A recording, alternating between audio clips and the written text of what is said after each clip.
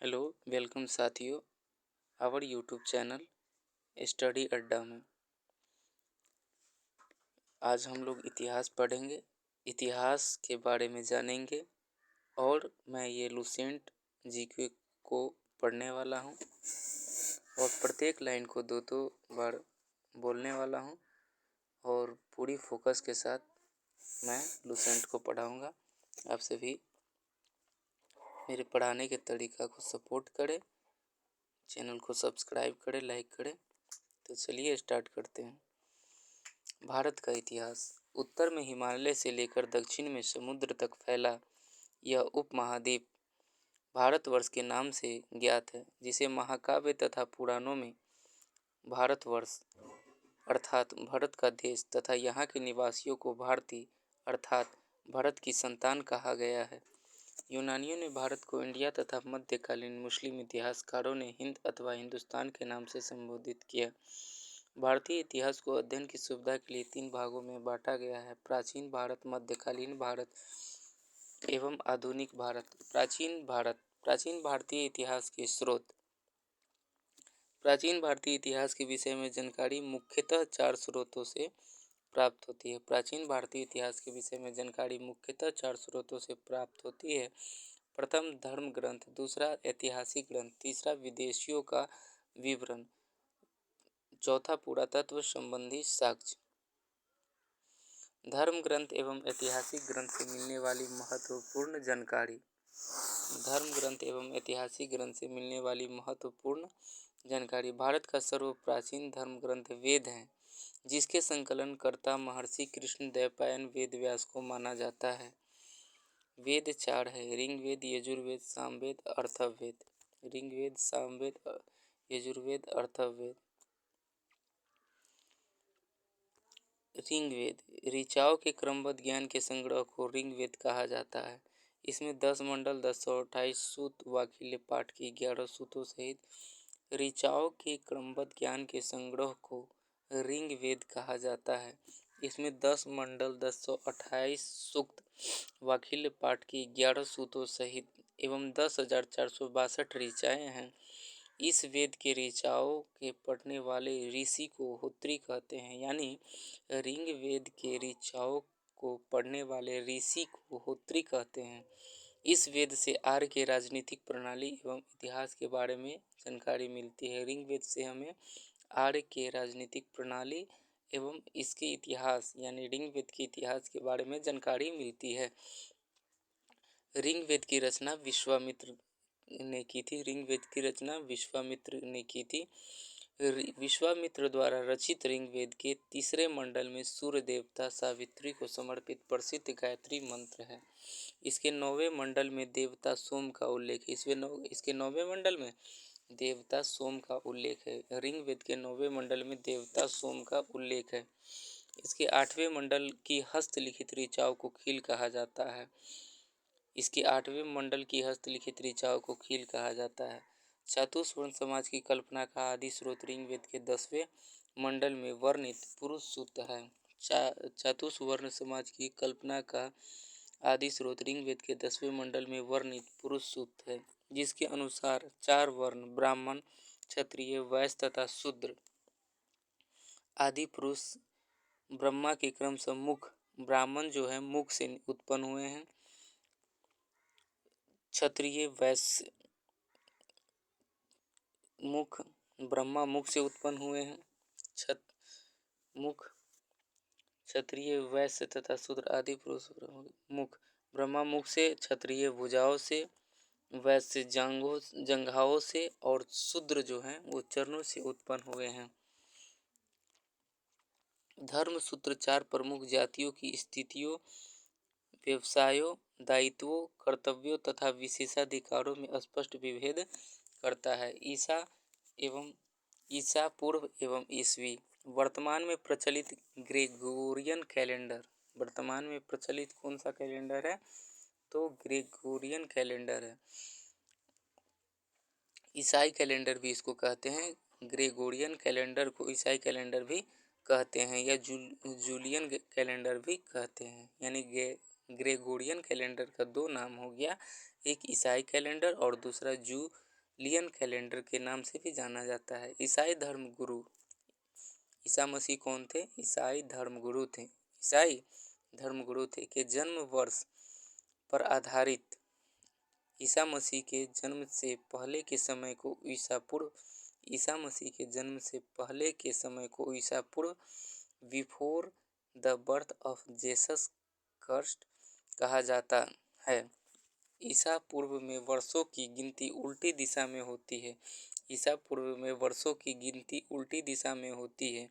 जैसे महात्मा बुद्ध का जन्म 563 ईसा पूर्व में, महात्मा बुद्ध का जन्म कब हुआ? तो 563 ईसा पूर्व में, एवं मृत्यु बोले तो 483 ईसा पूर्व में, मृत्यु 483 ईसा पूर्व में। महात्मा बुद्ध की जन्म बोले तो 563 ईसा पूर्व और मृत्यु बोले तो 483 ईसा पूर्व में हुआ था। यानी ईसा मसीह के जन्म के 563 वर्ष पूर्व महात्मा बुद्ध का जन्म हुआ एवं ईसा मसीह के जन्म के 483 ईस्वी पूर्व में इनकी मृत्यु हो गई।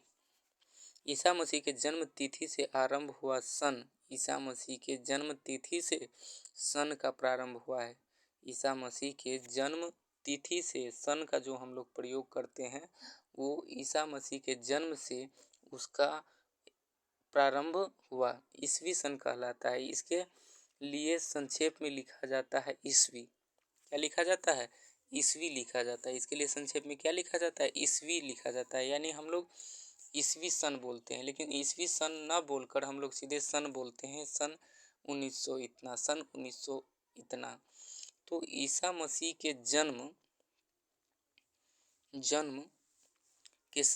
जन्म तिथि के आरंभ जो हुआ है उस समय से हम ईसवी सन का प्रयोग करने लगे हैं।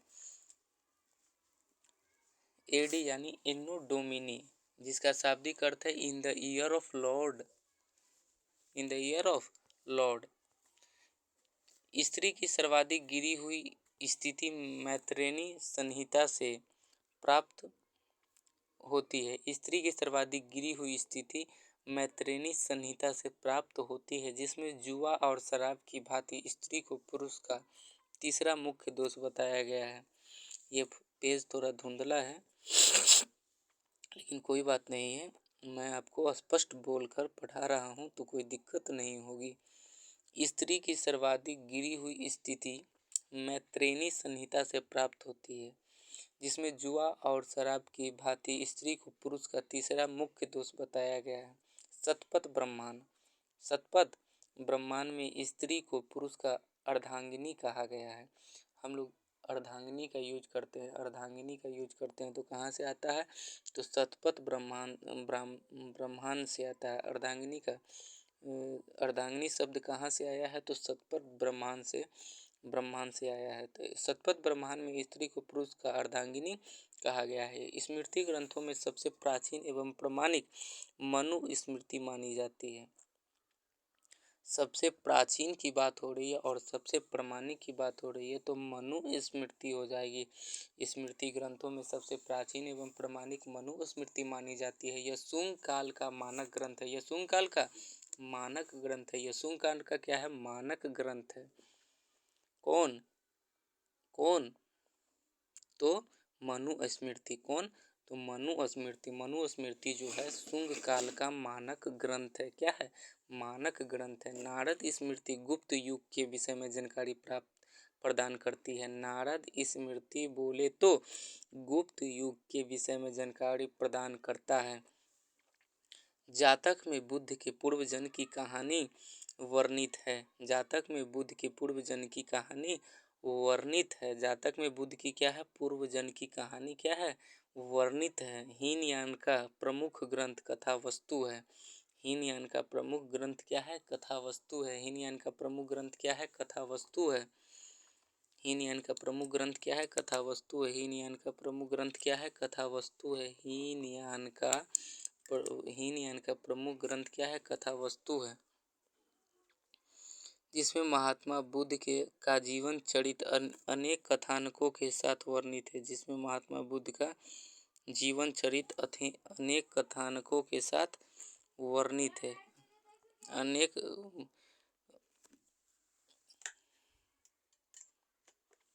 वर्णित है।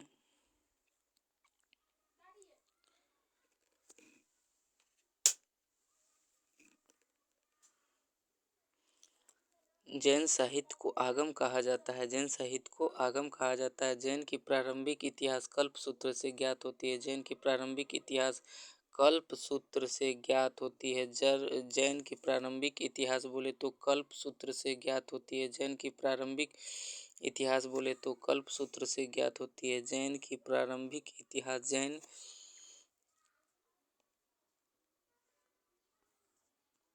एक मिनट दोस्तों।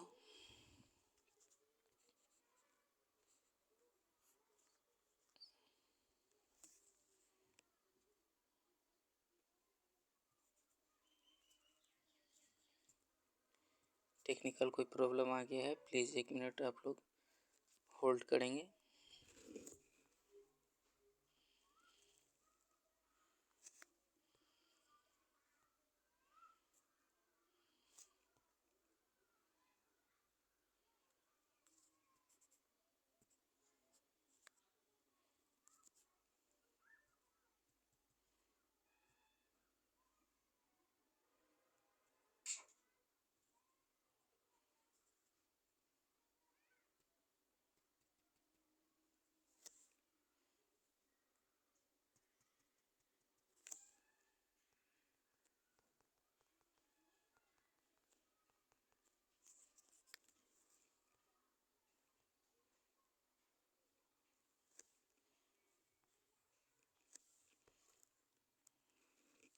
सॉरी, ये टेक्निकल कुछ प्रॉब्लम आ गया था जिसके वजह से ऐसा हो रहा था।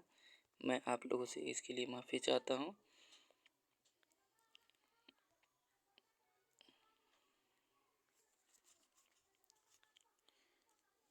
सॉरी।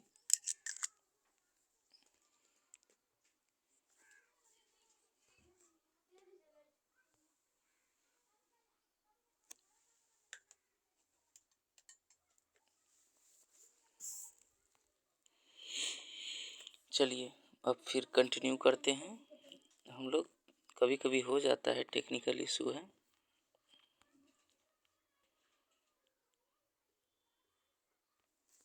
अर्थशास्त्र के लेखक चाणक्य, कौटिल्य या विष्णुगुप्त है। यह 15 अधिकरणों एवं 180 प्रकरणों में विभाजित है।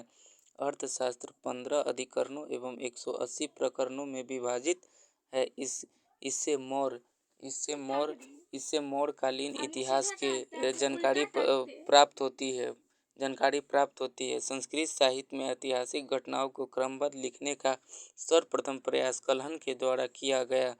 कल्हण द्वारा रचित पुस्तक राजतरंगिणी है। कल्हण द्वारा रचित पुस्तक क्या है? राजतरंगिणी है, जिसका संबंध कश्मीर के इतिहास से है। इसका संबंध कश्मीर के इतिहास से है। अरबों की सिंध विजय का वृत्तांत चचनामा। अरबों की सिंध विजय वृत्तांत चचनामा। तो आपसे सीधे क्वेश्चन पूछ सकता है, चचनामा के लेखक का नाम कौन है? लेखक कौन है? तो अली अहमद। चचनामा के लेखक अली अहमद। चचनामा में क्या है? तो अरबों की सिंध विजय का वृत्तांत है। अरबों की सिंध विजय का व्याख्यान है। अष्टाध्यायी। अष्टाध्यायी क्या है? तो संस्कृत भाषा व्याकरण की प्रथम पुस्तक है। तो आपसे क्वेश्चन ये पूछ सकता है, संस्कृत भाषा व्याकरण की प्रथम पुस्तक कौन है? तो अष्टाध्यायी के लेखक पाणिनि हैं। इसे मौर्य के पहले का इतिहास तथा मौर्य युगीन राजनीतिक व्यवस्था की जानकारी प्राप्त होती है। कात्यायन की गार्गी संहिता एक ज्योतिष ग्रंथ है। कात्यायन की गार्गी संहिता एक ज्योतिष ग्रंथ है। फिर भी इसमें भारत पर होने वाले यवन आक्रमण का उल्लेख मिलता है। पतंजलि पुष्यमित्र शुंग के पुरोहित थे। पतंजलि पुष्यमित्र शुंग के पुरोहित थे। इनके महाभाष्य से शुंगों के इतिहास का पता चलता है। इनके महाभाष्य से शुंगों का इतिहास का पता चलता है। शुंगों के इतिहास का पता चलता है। विदेशी यात्रियों से मिलने वाली महत्वपूर्ण जानकारी। विदेशी यात्रियों से मिलने वाली यूनानी रोमन लेखक टेसियस। यह ईरान का राजवैद था। भारत के संबंध में इसका विवरण आश्चर्यजनक कहानियों से परिपूर्ण होने के कारण अविश्वसनीय है। Herodotus Herodotus. इसे इतिहास का पिता कहा जाता है। हेरोडोटस को इतिहास का पिता कहा जाता है। इसने अपनी पुस्तक हिस्टोरिका में 5वीं शताब्दी ईसा पूर्व के भारत फारस के संबंध का वर्णन किया, परंतु इसका विवरण अनुश्रुतियों एवं अफवाहों पर आधारित है। हेरोडोटस ये इतिहास के पिता इन्हें कहा जाता है। इसने अपनी पुस्तक हिस्टोरिका में 5वीं शताब्दी ईसा पूर्व के भारत फारस का वर्णन किया है। भारत फारस का वर्णन भारत फारस का वर्णन किया है। भारत फारस का वर्णन किया है, परंतु इनका विवरण भी अनुश्रुतियों एवं अफवाहों पर आधारित है। परंतु इनका विवरण भी अनुश्रुतियों एवं अफवाहों पर आधारित है। अनुश्रुतियों एवं अफवाहों पर आधारित है। अनुश्रुतियों एवं अफवाहों पर आधारित है। सिकंदर के साथ आने वाले लेखकों में निरियाकस, आनेसिक्राटस तथा आसिटोबुलस के विवरण अधिक प्रामाणिक एवं विश्वसनीय हैं। सिकंदर के साथ आने वाले लेखकों में निरियाकस, आनेसिक्राटस तथा आसिटोबुलस के विवरण अधिक प्रामाणिक एवं विश्वसनीय हैं। क्या है? विश्वसनीय है। मेगास्थनीज, यह सेल्यूकस निकेटर का राजदूत था। मेगास्थनीज जो था सेल्यूकस निकेटर का राजदूत था, जो चंद्रगुप्त मौर्य के राज दरबार में आया था। इसने अपनी पुस्तक इंडिका में मौर्य युगीन समाज एवं संस्कृति के विषय में लिखा। डाइमेकस, यह सीरियन नरेश अंतियोकस का राजदूत था। डाइमेकस, यह सीरियन नरेश अंतियोकस का राजदूत था, जो बिंदुसार के राज दरबार में आया था। इसका विवरण भी मौर्य युग से संबंधित है। डायोनीसियस, यह मिस्र नरेश टॉलमी फिलाडेल्फस का राजदूत था, जो अशोक के दरबार में आया था। टॉलमी, इसने दूसरी शताब्दी में भारत का भूगोल नामक पुस्तक लिखी। प्लिनी, इसने प्रथम शताब्दी में नेचुरल हिस्ट्री नामक पुस्तक लिखी। प्लिनी जो थी प्रथम शताब्दी में नेचुरल हिस्ट्री नामक पुस्तक लिखी। इसमें भारतीय पशुओं, पेड़ पौधों, खनिज पदार्थों आदि के बारे में विवरण मिलता है। ये पेज अच्छा है, फ्रेश है, इसमें सभी को आराम से दिखेंगे। मध्य भारत में भागवत धर्म विकसित होने का प्रमाण यवन राजदूत हेलियोडोरस के वेशनगर विदिशा गुरूर स्तंभ लेख से प्राप्त होता है। सर्वप्रथम भारतवर्ष का जिक्र हाथी गुम्फा अभिलेख में है। हाथी गुम्फा अभिलेख में है। सर्वप्रथम दुर्भिक्ष की जानकारी देने वाला अभिलेख सहगौड़ा है। सर्वप्रथम दुर्भिक्ष की जानकारी देने वाला अभिलेख सहगौड़ा है। इस अभिलेख में संकट काल में उपयोग हेतु खदान सुरक्षित रखने का भी उल्लेख है। सर्वप्रथम भारत पर होने वाले हुन आक्रमण की जानकारी भित्री स्तंभ लेख से प्राप्त होती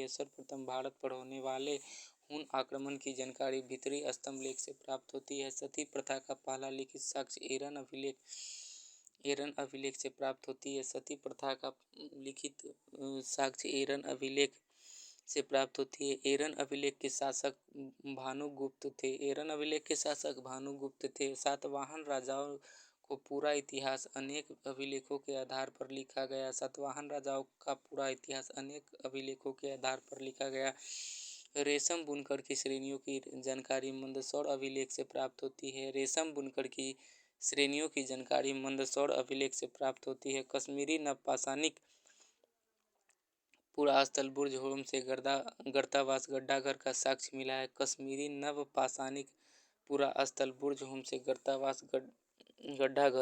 का क्या मतलब होता है? तो गड्ढा वाला घर होता है, का साक्ष्य मिला है। इसमें उतरने के लिए सीढ़ियाँ होती थी। गर्तावास यानी बुर्ज होम गर्तावास में उतरने के लिए क्या होती थी? सीढ़ियाँ होती थी। प्राचीनतम सिक्के को आहत सिक्के कहा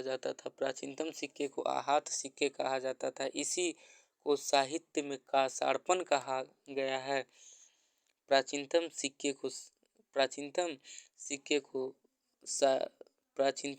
को साहित्य में कासार्पण कहा गया है। सर्वप्रथम सिक्कों पर लेख लिखने का कार्य यवन शासकों ने किया। सर्वप्रथम सिक्कों पर लेख लिखने का काम यवन शासकों ने किया। समुद्रगुप्त की वीणा बजाती हुई मुद्रा वाले सिक्के से उसके संगीत प्रेमी होने का प्रमाण मिलता है। अरिकमेडु पुदुचेरी के निकट से रोमन सिक्के प्राप्त हुए हैं। अरिकमेडु पुदुचेरी के निकट से रोमन सिक्के प्राप्त हुए हैं। सबसे पहले भारत के संबंध बर्मा, सुवर्ण भूमि भारत, वर्तमान में म्यांमार, मलाया, स्वर्ण द्वीप, कंबोडिया और जावा यानी यव द्वीप से स्थापित हुए। महत्वपूर्ण अभिलेख हाथी गुम्फा अभिलेख तिथि रहित अभिलेख है। इसके शासक कलिंग राज खारवेल। जूनागढ़ गिरनार अभिलेख, इसके शासक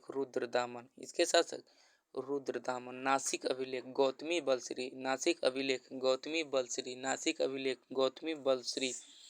प्रयाग स्तंभ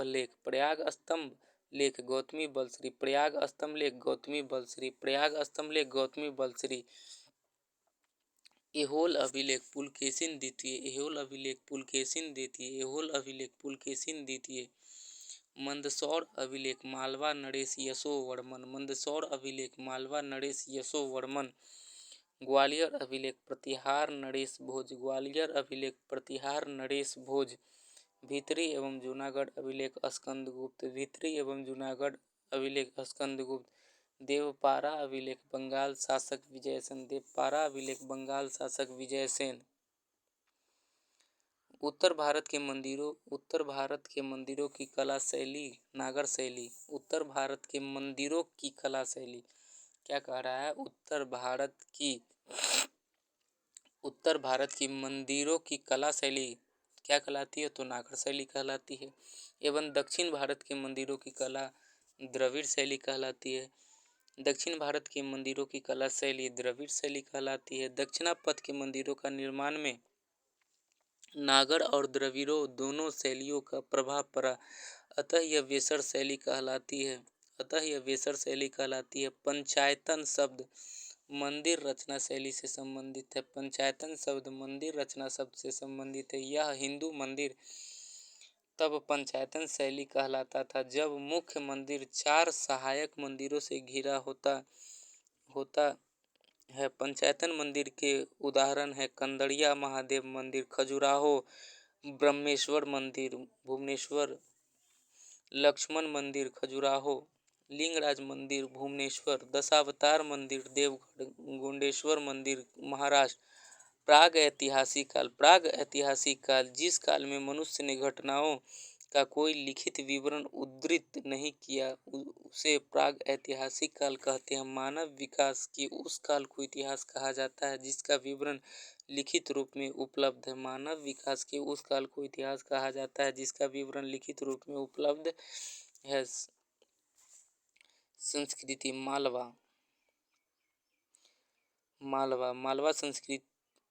मालवा संस्कृति में जो बर्तन थे काला तथा लाल। मालवा संस्कृति में जो बर्तन थे काला और लाल थे। बुर्ज होम में धूसर बर्तन मिले। बर्तन खोजे जोखे में लाल। दक्षिण नवपाषाण चमकीला धूसर। दक्षिण नवपाषाण में चमकीला बर्तन है। पूर्वी नवपाषाण में भूरा लाल बर्तन। पूर्वी नवपाषाण में भूरा लाल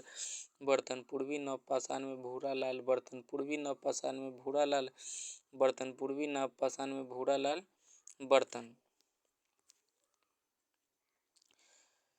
पेज नंबर 4 है।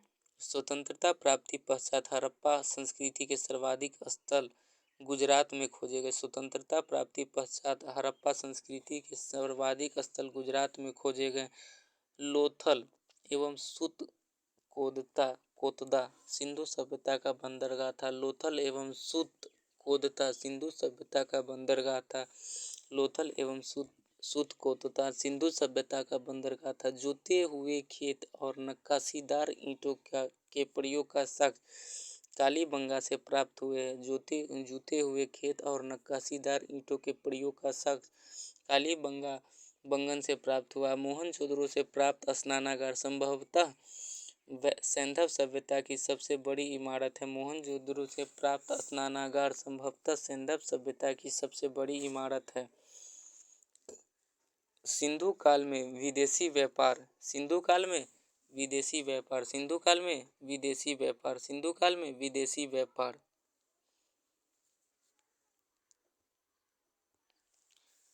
सिंधु काल में जो तांबा आता था कहाँ से आता था? तो खेतरी बलूचिस्तान ओमान से। सिंधु काल में तांबा जो आता था वो खेतरी बलूचिस्तान और ओमान में आता था। चांदी अफगानिस्तान ईरान। चांदी अफगानिस्तान और ईरान से। सोना कर्नाटक अफगानिस्तान ईरान से। सोना कर्नाटक अफगानिस्तान ईरान से। टीन जो सिंधु काल में आता था वो अफगानिस्तान ईरान में। टीन जो सिंधु काल में आता था अफगानिस्तान ईरान से। गोमेद जो सिंधु काल में आता था सौराष्ट्र से। गोमेद जो सिंधु काल से में आता था वो कहाँ से आता था? तो सौराष्ट्र से आता था। लाजवर्द सिंधु काल में कहाँ से आता था?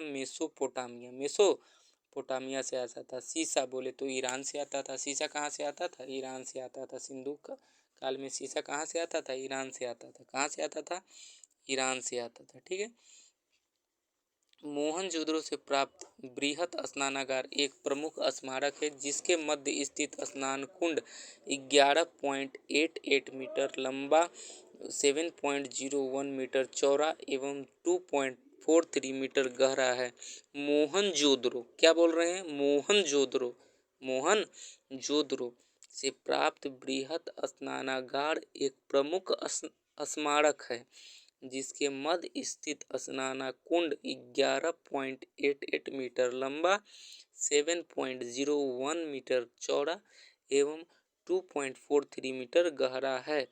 अग्निकुंड लोथल एवं कालीबंगन से प्राप्त हुए हैं। अग्निकुंड लोथल एवं कालीबंगन से प्राप्त हुए हैं। अग्निकुंड लोथल एवं कालीबंगन से प्राप्त हुए। मोहनजोदड़ो से प्राप्त एक सील पर तीन मुख वाले देवता पशुपतिनाथ की मूर्ति मिली है। मोहनजोदड़ो से प्राप्त एक सील पर 3 मुख वाले देवता पशुपतिनाथ की मूर्ति मिली है।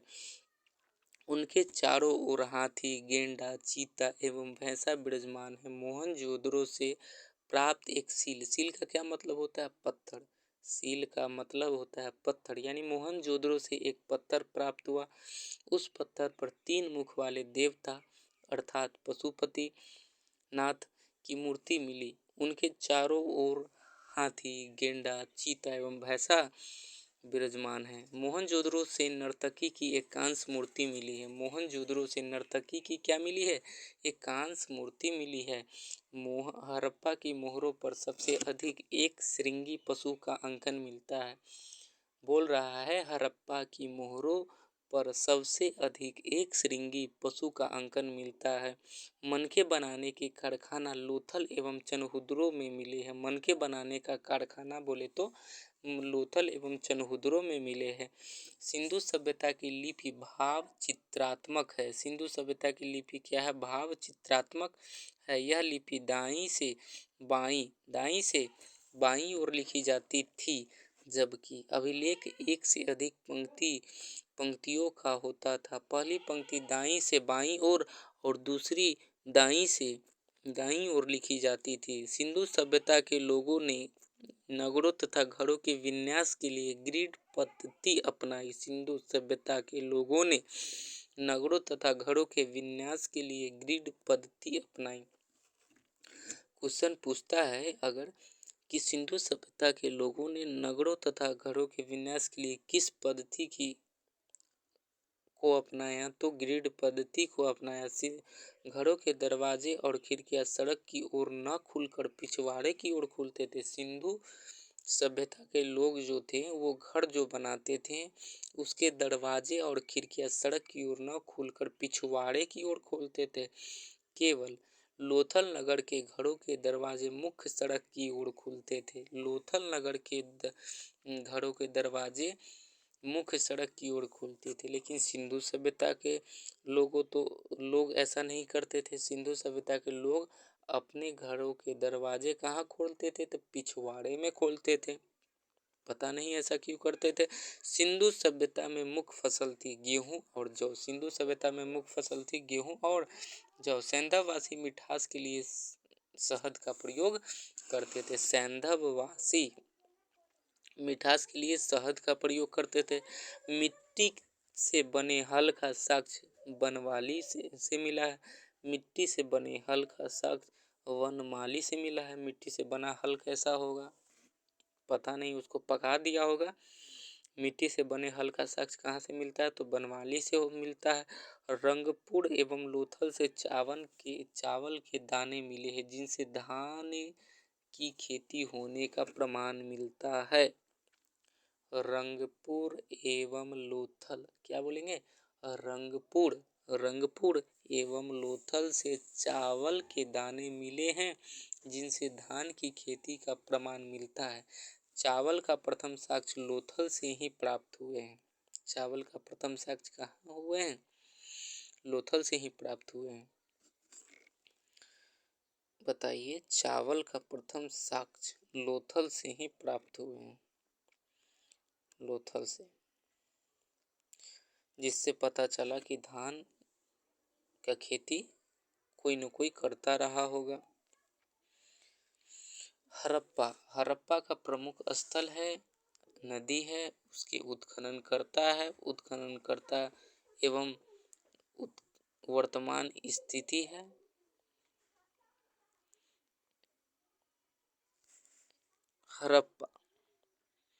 हड़प्पा रावी नदी के किनारे है। हड़प्पा किस नदी के किनारे है, तो रावी नदी के किनारे है। हड़प्पा को किसने उत्खनन किया था, तो दयाराम साहनी एवं माधव स्वरूप वत्स के द्वारा। कब किया था, तो 1921 में। 1921 में। अभी क्या है हड़प्पा, तो पाकिस्तान का मोंटगोमरी जिला है। पाकिस्तान का मोंटगोमरी जिला है। मोहनजोदड़ो सिंधु नदी के किनारे है। मोहनजोदड़ो जो है सिंधु नदी के किनारे है। सिंधु, इसके उत्खनन करता हो गए राखालदास बनर्जी। ये 1922 में इसका उत्खनन हुआ। वर्तमान में यह क्या है, इसकी स्थिति, तो पाकिस्तान के सिंध प्रांत का लड़काना जिला चनहुद्रो सिंधु नदी, इसके उत्खनन करता है गोपाल मजुमदार 1931 में। 1931 में सिंध प्रांत वर्तमान में पाकिस्तान में। कालीबंगन घग्गर नदी, कालीबंगन बोले तो घग्गर नदी। बीबी लाल एवं बीके थापड़। काली रंग की चूड़िया, कालीबंगन का क्या मतलब होता है, काली रंग की चूड़िया अगर आप लेके घर नहीं जाएंगे तो आपकी बीवी क्या हो जाएगी, लाल हो जाएगी और थप्पड़ भी लगा सकती है। यानी बीबी लाल एवं बीके थापड़। 1953 में इसका उत्खनन हुआ। राजस्थान का हनुमानगढ़ जिला है वर्तमान स्थिति इसकी। कोट दीजी सिंधु फजल अहमद इसके उत्खनन करता है 1953 में।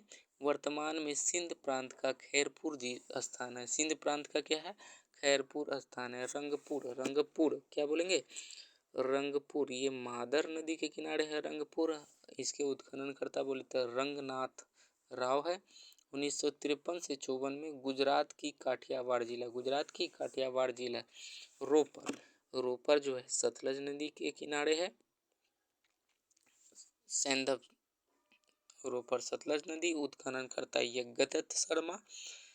1953 से 56 में पंजाब का रोपर जिला।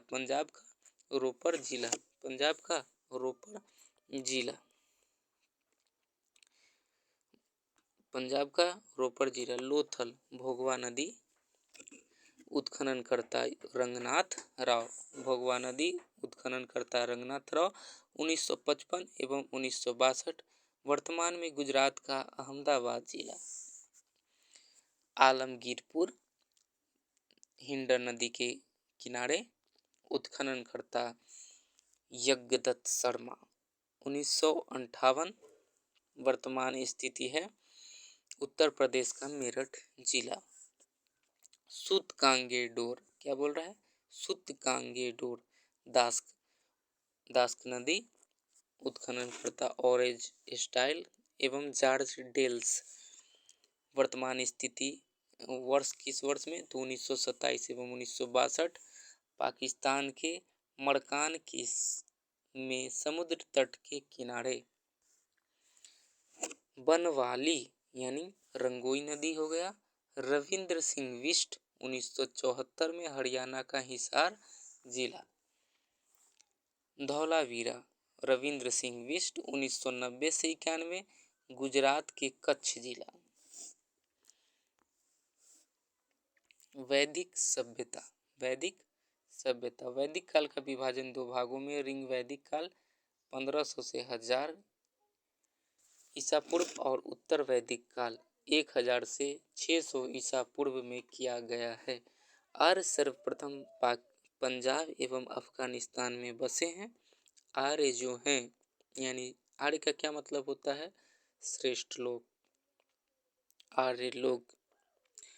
ये सबसे पहले पंजाब में बसे एवं अफगानिस्तान में बसे। मैक्स मुलर ने आर्यों का मूल निवास स्थान मध्य एशिया को माना है। मैक्स मुलर जो थे आर्यों का मूल निवास स्थान मध्य एशिया को माना है। आर्यों द्वारा निर्मित सभ्यता वैदिक सभ्यता कहलाई। आर्यों के द्वारा निर्मित सभ्यता क्या कहलाई? तो वैदिक सभ्यता कहलाई। आपसे क्वेश्चन पूछ देगा वैदिक सभ्यता किसके द्वारा निर्मित है? वैदिक सभ्यता आर्यों द्वारा निर्मित है। आर्यों की भाषा क्या है? तो आर्यों की भाषा संस्कृत है। आर्यों की प्रशासनिक इकाई आरोही क्रम में इन 5 भागों में बटा था। कुल ग्राम, विष, जन, राष्ट्र। ग्राम के मुखिया ग्रामिणी, विष का प्रधान विषपति एवं जन के शासक राजन कहलाते थे। राज्याधिकारियों में पुरोहित एवं सेनानी प्रमुख थे। राज्याधिकारियों में पुरोहित एवं सेनानी प्रमुख थे। वशिष्ठ रूढ़िवादी एवं विश्वामित्र उदार पुरोहित थे। सुत, रथकार तथा कम्मादी नामक अधिकारी रत्नी कहे जाते थे। सुत, रथकार तथा कम्मादी नामक अधिकारी रत्नी कहे जाते थे। इनकी संख्या राजा सहित करीब 12 हुआ करती थी। सुत, रथकार तथा कम्मादी नामक अधिकारी रत्नी कहे जाते थे। इनकी संख्या राजा सहित करीब 12 हुआ करती थी। पूरब, दुर्गपति एवं सपस जनता की गतिविधियों को देखने वाले गुप्तचर होते थे। वाजपति गोचर भूमि का अधिकारी होता था। वाजपति गोचर भूमि का अधिकारी होता था। उग्र अपराधियों को पकड़ने का कार्य करता था। अब है कुछ बॉक्स में दिया हुआ है। दिशा उत्तर वैदिक शब्द राजा का नाम। पूर्व उत्तर वैदिक शब्द में प्राची कहा जाता था। राजा का नाम सम्राट। पश्चिम उत्तर वैदिक में शब्द इसका है प्रतीची और राजा का नाम स्वराष्ट्र।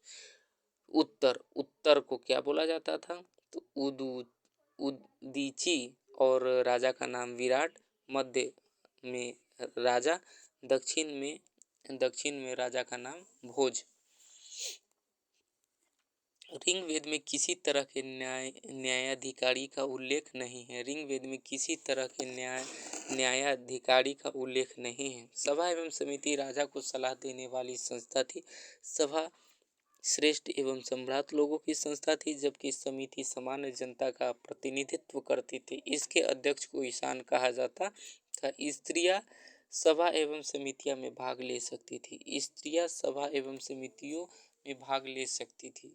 युद्ध में कबीले का नेतृत्व राजा करता था। युद्ध के लिए गविष्टि शब्द का प्रयोग किया गया है, जिसका अर्थ है गायों की खोज। जिसका अर्थ है क्या? गायों की खोज।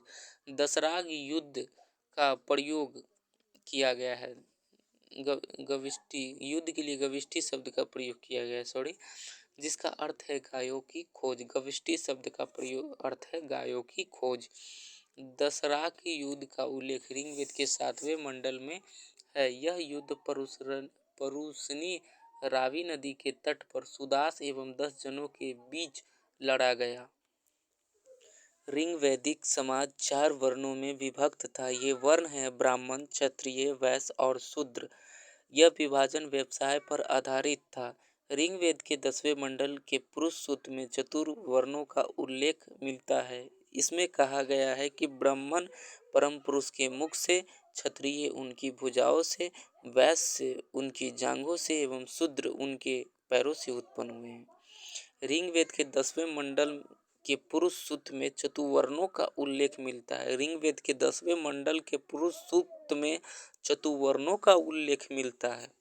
इसमें कहा गया है ब्राह्मण परम पुरुष के मुख से, क्षत्रिय उनकी भुजाओं से, वैश्य उनकी जांघों से एवं शूद्र उनके पैरों से उत्पन्न हुए हैं। तो ब्राह्मण परम पुरुष के मुख से, क्षत्रिय उनकी भुजाओं से, वैश्य उनकी जांघों से एवं शूद्र उनके पैरों से उत्पन्न हुए हैं। ये कहाँ से पता चलता है? तो ऋग्वेद के 10वें मंडल के पुरुष सूक्त में चतुर्वर्णों का उल्लेख है, वहां से पता चलता है। आर्यों का समाज पितृ प्रधान था। आर्यों का समाज पितृ प्रधान था, मतलब पिता की प्रधानता होती थी। समाज की सबसे छोटी इकाई परिवार या कुल थी। परिवार जिसका मुखिया पिता होता था, जिसे कुलप कहा जाता था। पिता को क्या कहा जाता था? कुलप कहा जाता था। क्या कहा जाता था? कुलप कहा जाता था। स्त्रियां इस काल में अपने पति के साथ यज्ञ कार्य में भाग लेती थी। बाल विवाह एवं पर्दा प्रथा का प्रचलन नहीं था। विधवा अपने मृतक पति के छोटे भाई अर्थात देवर से विवाह कर सकती थी। स्त्रियां शिक्षा ग्रहण करती थी। ऋग्वेद में लोपामुद्रा, घोषा, सिक्ता, आपला एवं विश्वास जैसे विदुषी स्त्रियों का वर्णन है। ये लोपामुद्रा, घोषा, सिक्ता, आपला एवं विश्वास जैसी विदुषी स्त्रियों का वर्णन है। गार्गी ने याज्ञवल्क्य को वाद विवाद की चुनौती दी थी। जीवन भर अविवाहित रहने वाली महिला को अमाजु कहा जाता था। आर्यों का मुख्य पेय पदार्थ सोमरस था। यह वनस्पति से बनाया जाता था। आर्यों का मुख्य पेय पदार्थ क्या था? सोमरस था। उत्तर वैदिक काल में हल को सीड़ा, हल रेखा को सीता कहा जाता था। उत्तर वैदिक काल में निष्क और शतमान मुद्रा की इकाइयां थी। उत्तर वैदिक काल में, लेकिन इस काल में किसी खास भार, आकृति और मूल्य के सिक्कों के चलन का कोई प्रमाण नहीं मिलता है। उत्तर वैदिक काल में निष्क और शतमान मुद्रा की इकाइयां तो थी, लेकिन इस काल में किसी खास भार यानी वजन, आकृति और मूल्य के सिक्कों के प्रचलन का कोई प्रमाण नहीं मिलता है, कोई सबूत नहीं मिलता है। सांख्य दर्शन भारत के सभी दर्शनों में सबसे प्राचीन है। सबसे प्राचीन दर्शन बोले तो सांख्य दर्शन। इनके अनुसार मूल तत्व 25 है। सांख्य दर्शन के अनुसार मूल तत्व प्राचीन है। एक भारत दर्शन अगरबत्ती होती है, उसके आधार पर आप याद रखिए सांख्य दर्शन। भारत दर्शन से याद रखना है सांख्य दर्शन, जिसके अनुसार मूल तत्व 25 है, जिसमें प्रकृति पहला तत्व है। सत्यमेव जयते, यानी सत्य की हमेशा विजय होती है। ये कहाँ लिखा गया है, कहाँ से लिया गया है? तो ये मुंडकोपनिषद से लिया गया है। कहाँ से लिया गया है? तो मुंडकोपनिषद से लिया गया है। इसी उपनिषद में यज्ञ की तुलना टूटी नाव से की गई है। गायत्री मंत्र सवितृ नामक देवता को संबोधित है।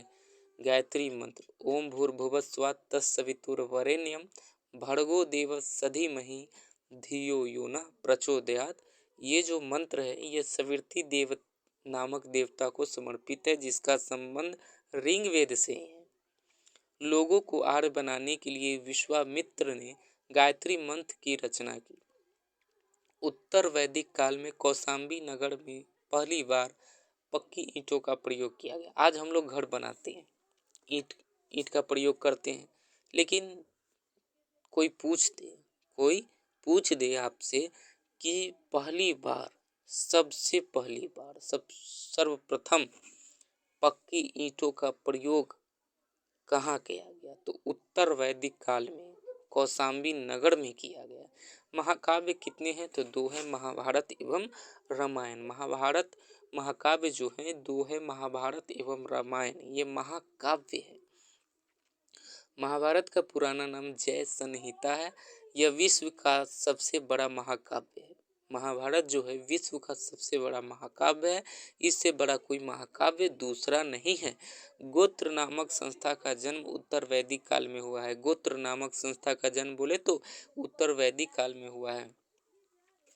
मैं आप सभी को जो पढ़ा रहा हूँ, यूट्यूब पर बहुत सारे वीडियो आपको मिलेंगे जो वन टाइम सिर्फ रीडिंग करते हुए अपलोड किया हुआ है, लेकिन मैं उन सब से कुछ अलग करना चाहता हूँ।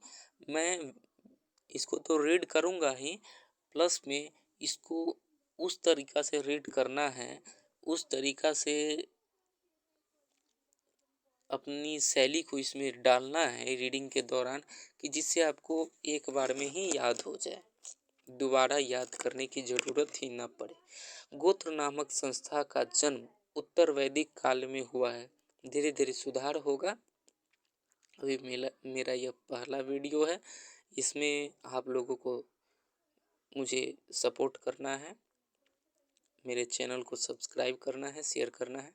खैर ये सब तो बात बाद में होगी, पहले आगे अभी पढ़ाई को कंटिन्यू करते हैं। वेदांत दर्शन, क्या बोलेंगे, वेदांत दर्शन के मौलिक ग्रंथ ब्रह्मा सूत्र या वेदांत सूत्र की रचना बदरायन ने की थी। बुद्ध के जन्म के पूर्व 6ठी शताब्दी ईसा पूर्व में भारतवर्ष 16 जनपदों में बटा हुआ था। भारतवर्ष कितने जनपदों में बटा हुआ था, तो 16 जनपदों में बटा हुआ था। भारतवर्ष कितने जनपदों में बटा हुआ था, 16 जनपदों में बटा हुआ था। कब, बुद्ध के जन्म के पूर्व 6ठी शताब्दी में। इसकी जानकारी हमें बौद्ध ग्रंथ अंगुत्तर निकाय से मिलती है। भारत 16 जनपदों में बटा हुआ था, ये कैसे जानेंगे, तो इसकी जानकारी अंगुत्तर निकाय से मिलती है। अंग महाजनपद है। राजधानी क्षेत्र और आधुनिक स्थान के बारे में हम लोग डिस्कस करेंगे। अंग की राजधानी चंपा, वर्तमान समय में भागलपुर, मुंगेर बिहार। मगध गिरिब्रिज राजगृह, पटना गया बिहार। काशी वाराणसी के आसपास उत्तर प्रदेश। वत कौशाम्बी इलाहाबाद के आसपास उत्तर प्रदेश। वज्जी वैशाली विदेह मिथिला मुजफ्फरपुर एवं दरभंगा के आसपास का क्षेत्र। कोसल श्रावस्ती फैजाबाद उत्तर प्रदेश। अवंती उज्जैन महिष्मती मालवा मध्य प्रदेश। मल्ल कुशावती देवरिया उत्तर प्रदेश। पंचाल अहिच्छत्र कामपल्ले बरेली बदायूं फर्रुखाबाद उत्तर प्रदेश। पंचाल अहिच्छत्र कामपल्ले बरेली बदायूं फर्रुखाबाद उत्तर प्रदेश। चेदी शक्तिमती बुंदेलखंड उत्तर प्रदेश। कुरु इंद्रप्रस्थ आधुनिक दिल्ली, मेरठ एवं हरियाणा के कुछ क्षेत्र। मत्स्य विराटनगर, जयपुर राजस्थान के आसपास के क्षेत्र। कंबोज हाटक, राजौरी एवं हजारा क्षेत्र उत्तर प्रदेश। सूरसेन मथुरा उत्तर प्रदेश। अस्मक पोटली या पोतन गोदावरी नदी क्षेत्र दक्षिण भारत का एकमात्र जनपद। गंधार तक्षशिला रावलपिंडी एवं पेशावर पाकिस्तान। अगर आप सभी को हमारा कंटेंट और हमारे पढ़ाने का शैली अच्छा लग रहा हो तो हमारे यूट्यूब चैनल स्टडी अड्डा को जन जन तक पहुंचाने का कार्य करें। स्टडी अड्डा अब आप सभी के लिए समर्पित है, आप सभी को तैयारी कराएगा। जैन धर्म के संस्थापक एवं प्रथम तीर्थकर ऋषभदेव थे। जैन धर्म के संस्थापक एवं प्रथम तीर्थकर ऋषभदेव थे। जैन धर्म के 23वें तीर्थकर पार्श्वनाथ थे जो काशी के इक्ष्वाकु वंशीय राजा अश्वसेन के पुत्र थे। पार्श्वनाथ कौन थे? तो अश्वसेन के पुत्र थे। पार्श्वनाथ कौन थे? तो अश्वसेन के पुत्र थे। जैन धर्म के 23वें तीर्थकर कौन है? तो पार्श्वनाथ है। जैन धर्म के 23वें तीर्थकर बोले तो पार्श्वनाथ है। जैन धर्म के प्रथम तीर्थकर बोले तो ऋषभ देव थे। जैन धर्म के 24वें और अंतिम तीर्थकर जिसके बारे में जानते हैं कौन होगा? महावीर स्वामी। तो प्रथम हो गए ऋषभ देव, प्रथम ऋषभ देव, 23वें पार्श्वनाथ और अंतिम अर्थात 24वें तीर्थकर महावीर स्वामी। जैन धर्म मानने वाले कुछ राजा थे उदयीन, वंद राजा, चंद्रगुप्त मौर्य, कलिंग, नरेश खारवेल, राष्ट्रकूट, राजा अमोघ वर्ष, चंदेल शासक। मैसूर के गंगवंश के मंत्री चामुंड के प्रोत्साहन से कर्नाटक के श्रवणबेलगोला में 10वीं शताब्दी के मध्य भाग में विशाल बाहुबली की मूर्ति गोमतेश्वर की मूर्ति का निर्माण किया गया है। मैसूर के गंगवंश के मंत्री चामुंड के प्रोत्साहन से कर्नाटक के श्रवणबेलगोला में 10वीं शताब्दी के मध्य भाग में विशाल बाहुबली की मूर्ति गोमतेश्वर की मूर्ति का निर्माण किया गया। खजुराहो में जैन मंदिरों का निर्माण चंदेल शासकों द्वारा किया गया। खजुराहो में जैन मंदिरों का निर्माण चंदेल शासकों द्वारा किया गया। मौर्योत्तर युग में मथुरा जैन धर्म का प्रसिद्ध केंद्र था। मथुरा कला का संबंध जैन धर्म से है। जैन तीर्थकरों की जीवनी भद्रबाहु द्वारा रचित कल्पसूत्र में है। जैन तीर्थकरों की जीवनी भद्रबाहु द्वारा रचित कल्पसूत्र में है। 72 वर्ष की आयु में, कितने वर्ष की आयु में? 72 वर्ष की आयु में महावीर की मृत्यु अर्थात निर्वाण 468 ईसा पूर्व में बिहार राज्य के पावापुरी राजगीर में हो गई। 72 वर्ष की आयु में महावीर की मृत्यु, जिसे निर्वाण के नाम से भी जानते हैं। 468 ईसा पूर्व, अगर ईसा पूर्व की बात करें तो 468 ईसा पूर्व में महावीर की मृत्यु हुई राजगीर के पावापुरी में, और उस समय उनकी आयु थी 72 वर्ष। मल्ल राजा सृष्टिपाल के राजप्रसाद में महावीर स्वामी को निर्माण प्राप्त हुआ। मल्ल राजा सृष्टिपाल के राजप्रसाद में महावीर स्वामी को निर्माण प्राप्त हुआ था। प्रसाद के रूप में जहर दे दिया होगा जिससे उनकी मृत्यु हो गई। बौद्ध धर्म के संस्थापक गौतम बुद्ध थे। बौद्ध धर्म के संस्थापक गौतम बुद्ध थे। इन्हें एशिया का ज्योतिपुंज लाइट ऑफ एशिया कहा जाता है। बुद्ध के जीवन से संबंधित बौद्ध धर्म के प्रतीक घटना, जन्म यानी बुद्ध का जब जन्म हुआ तो उसका प्रतीक है कमल एवं सांड। घटना, बुद्ध जब गृह त्याग किए तो उसका प्रतीक है घोड़ा। बुद्ध जब ज्ञान प्राप्त किए तो उसका प्रतीक है पीपल या बोधि वृक्ष।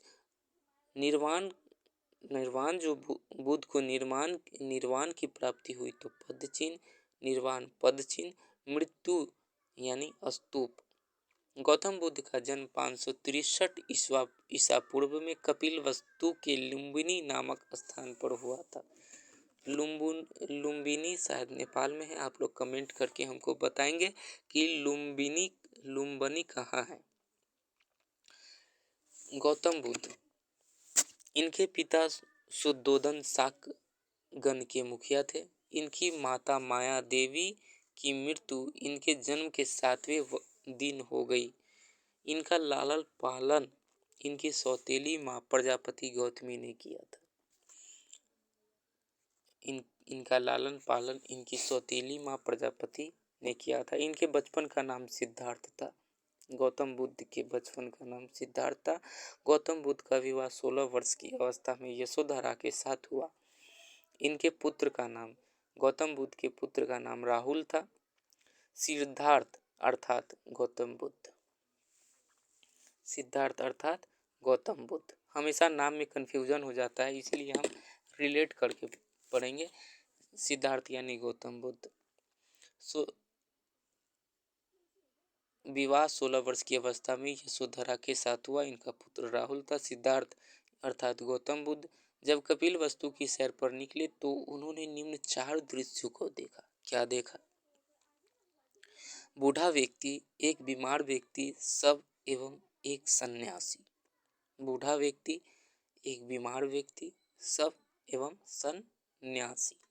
सांसारिक समस्याओं से व्यथित होकर सिद्धार्थ ने अर्थात गौतम बुद्ध ने गौतम बुद्ध ने 29 वर्ष की अवस्था में गृह त्याग किया। 29 वर्ष की अवस्था में गृह त्याग किया, जिसे बौद्ध धर्म में महाभिनिष्क्रमण कहा गया। बौद्ध धर्म में क्या कहा गया? महाभिनिष्क्रमण कहा गया। गृह त्याग करने के बाद सिद्धार्थ अर्थात गौतम बुद्ध ने वैशाली के अलार कलाम से सांख्य दर्शन की शिक्षा ग्रहण की। वैशाली जो मुजफ्फरपुर के पास है, वैशाली जो मुजफ्फरपुर बिहार में है, वहां जाकर उन्होंने किन से? तो अलार कलाम से सांख्य दर्शन की शिक्षा ग्रहण की। अलार कलाम सिद्धार्थ के प्रथम गुरु हुए।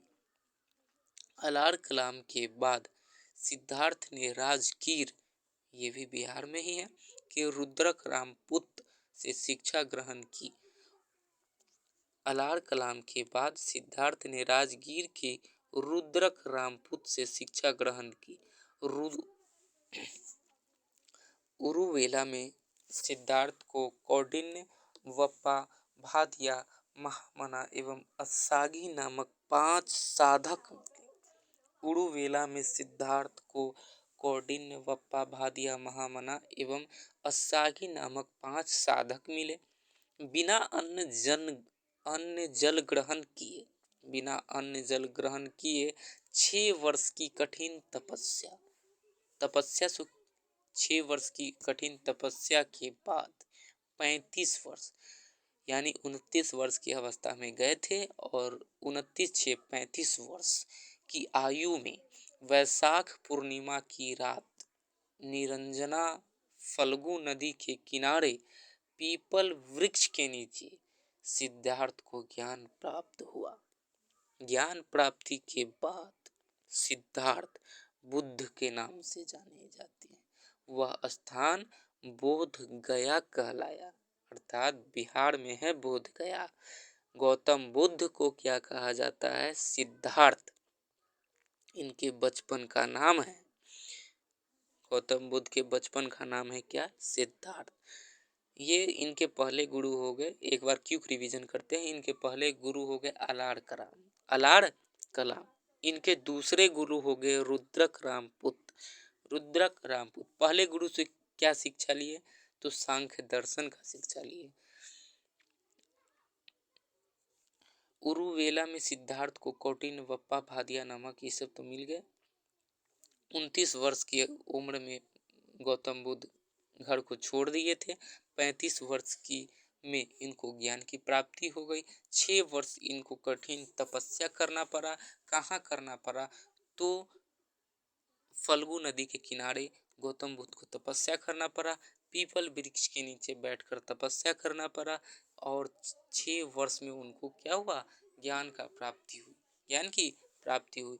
और जहाँ ज्ञान की प्राप्ति हुई वह स्थान क्या कहलाया? बोध गया कहलाया। क्या कहलाया? बोध गया। बुद्ध ने अपना प्रथम उपदेश सारनाथ ऋषिपत्तनम में दिया, जिसे बौद्ध ग्रंथों में धर्म चक्र प्रवर्तन कहा गया। क्या कहा गया? धर्म चक्र प्रवर्तन कहा गया। क्या कहा गया? धर्म चक्र प्रवर्तन कहा गया। बुद्ध ने अपने उपदेश जन साधारण की भाषा पाली में दिए। यही सब क्वेश्चन पूछता है। बुद्ध ने अपने उपदेश जन साधारण की भाषा पाली में दिए। बुद्ध ने अपने उपदेश कोसल, वैशाली, कौशाम्बी एवं अन्य राज्यों में दिए। कोसल में भी दिए, वैशाली में भी दिए, कौशाम्बी में भी दिए और अन्य राज्यों में दिए।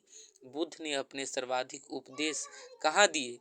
तो कोसल देश की राजधानी श्रावस्ती में कोसल देश की राजधानी श्रावस्ती में दिए। तो हम लोग जब पढ़ाई करते हैं तो बौद्ध धर्म को पढ़े, क्या पढ़े, बौद्ध धर्म को पढ़े, क्या पढ़े, बौद्ध धर्म को पढ़े। तो बौद्ध धर्म को जब हम लोग पूरा पढ़ लिए तो इसका एक क्विक रिवीजन हम हमारे दिमाग को चाहिए। क्या चाहिए, क्विक रिवीजन चाहिए। बौद्ध धर्म के संस्थापक तो गौतम बुद्ध हो गए। बौद्ध धर्म के संस्थापक गौतम बुद्ध हो गए। गौतम बुद्ध को क्या कहा जाता है, तो एशिया का ज्योतिपुंज कहा जाता है, लाइट ऑफ एशिया कहा जाता है। गौतम बुद्ध का जन्म 563 ईस्वी पूर्व में हुआ। कहाँ हुआ, तो लुम्बिनी नामक स्थान पर हुआ। इनके पिता, गौतम बुद्ध के पिता क्या हो गए, शुद्धोदन। गौतम बुद्ध के पिता का नाम शुद्धोदन। ये कौन थे, इनका क्या परिचय है, तो ये शाक्य गण के मुखिया थे। क्या थे, शाक्य गण के मुखिया थे। गौतम बुद्ध की माता बोले तो माया देवी, गौतम बुद्ध की माता बोले तो माया देवी। माया देवी इनकी माता हुई, अपनी माता हुई जो इनको अपने गर्भ से जन्म दी है। इनकी सौतेली माँ, इनके जन्म के सातवें दिन ही गौतम बुद्ध की माता का देहांत हो गया। लेकिन इनका पालन पोषण इनकी सौतेली माँ ने की, प्रजापति गौतमी। इनके बचपन का नाम सिद्धार्थ था। किनके, गौतम बुद्ध के बचपन का नाम सिद्धार्थ था। 16 वर्ष की अवस्था में यशोधरा के साथ शादी हो गई, यानी गौतम बुद्ध की पत्नी का नाम यशोधरा हो गया। इनके एक पुत्र हुए, पुत्र का नाम राहुल हुआ। ठीक है।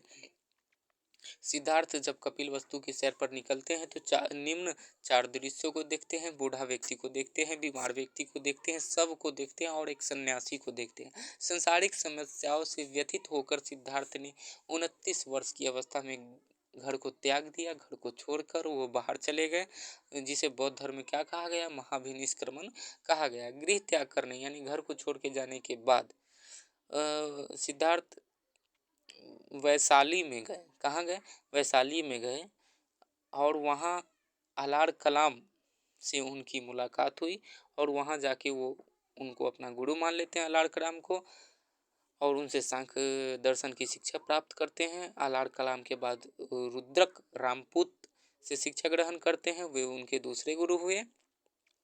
बिना अन्न जल ग्रहण किए 6 वर्ष के लिए कठिन तपस्या करते हैं। पीपल वृक्ष के नीचे तपस्या करते हैं। निरंजना नदी फल्गु नदी के किनारे तपस्या करते हैं, जिसने पीपल वृक्ष के नीचे बैठकर।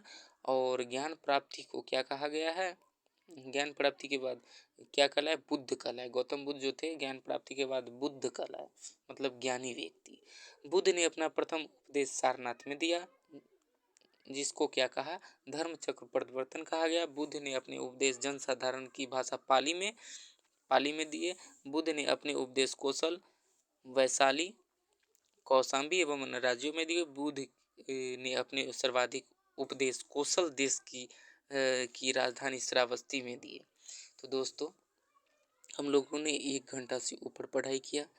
आशा करता हूँ कि आप सभी को मेरे पढ़ाने का अंदाज, रीडिंग का अंदाज अच्छा लगा हो।